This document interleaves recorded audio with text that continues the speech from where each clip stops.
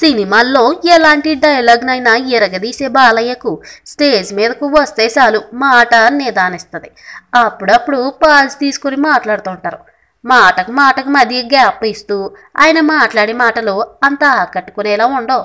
వాస్తవానికి విడిగా కానీ డబ్బింగ్ చెప్పుకునేటప్పుడు తనదైన ఫ్లోలో మాట్లాడే బాలయ్యకు స్టేజ్ మీదకు వస్తే మాత్రం ఇబ్బందిగా ఫీల్ అవుతుంటారు. అలాంటి బాలయ్య ఈ మధ్యన తనలోని లోటుపాట్లను సరిదిద్దుకున్నట్లుగా కనిపిస్తుంది.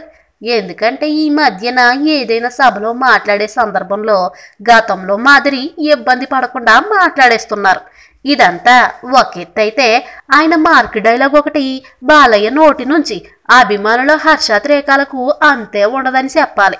నాన్ స్టాప్ గా అన్ని కులాల గుణగణాలని, ఆ కులాల విశిష్టతను చెబుతూ వాటిని తనలోని వ్యక్తికి ఆపాదిస్తూ నాన్ స్టాప్ గా చెప్పే భారీ డైలాగు బాలయ్య నోటి నుంచి మాత్రమే విని తీరాలని చెప్పాలి. భారీ డైలాగ్ అయినా మధ్యలో ఎలాంటి పాజ్ లేకుండా ఒక ఫ్లోలో చెప్పేసే బాలయ్య నోట డైలాగ్ వస్తుంటే అభిమానుల కేరింతలు ఓ రేంజ్ లో ఉంటాయని చెప్పక తప్పదు. ఈ వీడియో మీకు నచ్చినట్లయితే సబ్స్క్రైబ్ చేయండి. ఫిలిమి స్టార్స్ బోల్డ్ అంత న్యూస్ బోల్డ్ గా.